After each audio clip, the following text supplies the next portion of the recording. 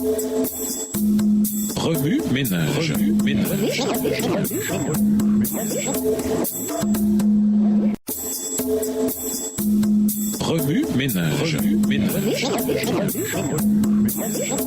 Bienvenue à notre émission Remue ménage. Dans la leçon de mercredi, invité, un contrôle total sur la nature. La Bible présente Dieu comme ayant un contrôle total sur la nature. La création est sous l'autorité de son créateur. Dieu n'est pas lié par les lois de la science telles que nous les comprenons. Le soleil, que tant de cultures anciennes respectaient profondément en tant que Dieu, a obéi au Dieu d'Israël. Tout comme le miracle du soleil qui s'est arrêté pour Israël a remis en question la confiance des anciens païens dans le Dieu soleil, les autres miracles de la Bible remettent en question la vision naturaliste du monde à laquelle tant de gens croient aujourd'hui. Le naturalisme rejette les explications surnaturelles ou spirituelles de toutes choses en enseignant que la nature est tout ce qui existe. La création du monde, les événements du déluge, les plaies qui se sont abattues sur l'Égypte, l'immobilisation du soleil pour Josué, sans compter les nombreux autres événements surnaturels consignés dans la Bible, ne peuvent être expliqués par la science. Du coup, ils sont rejetés par la vision naturaliste du monde. Il y a même des chrétiens qui tentent de rejeter les miracles de la Bible, mais ceux qui s'évertuent à fournir une explication naturaliste pour chaque miracle déshonorent Jésus, dont les œuvres ne peuvent être expliquées que par une intervention surnaturelle.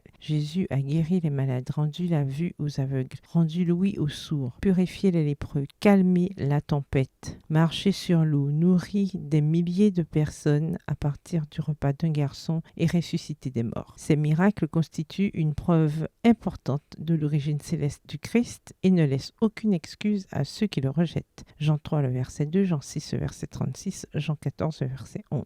Les miracles de Jésus ont permis à sa renommée de se répandre rapidement et de donner de la crédibilité à son enseignement. Alors que Josué désignait toujours Dieu comme sa seule source de puissance, Jésus lui a affirmé être la source de la puissance. Il a dit « Je suis la résurrection et la vie » Jean 11, verset 25. « Je suis le chemin, la vérité et la vie » Jean 14, verset 6. Jésus a fait des déclarations qu'aucun autre vrai prophète n'a jamais faites. Le Père m'aime parce que je donne ma vie pour ensuite l'obtenir à nouveau. Personne ne me prend la vie, mais je la donne volontairement. J'ai le pouvoir de la donner et j'ai le pouvoir de l'obtenir à nouveau. Jean 10, versets 17 et 18. L'apôtre Jean a rendu ce témoignage. En elle était la vie et la vie était la lumière des hommes. Jean 1, verset 4. Chaque miracle accompli par Jésus avait pour but d'aider les gens à répondre à la grande question qui soit. Qui est-il? Selon Paul, Jésus est notre Créateur, car c'est par lui que Dieu a tout créé dans les cieux et sur la terre, ce qui est visible et ce qui est invisible. Il existait avant toutes choses et c'est par lui qu'elles sont toutes maintenues à leur place. Colossiens 1, versets 16 et 17. Il est notre Créateur, notre guérisseur et notre Rédempteur, celui qui est venu sur terre pour nous montrer un meilleur chemin et pour accomplir le plus grand des miracles, renouveler nos cœurs pécheurs. Remue ménage, méditez de nouveau Josué 10 et 11. Où voyez-vous Jésus dans ce passage?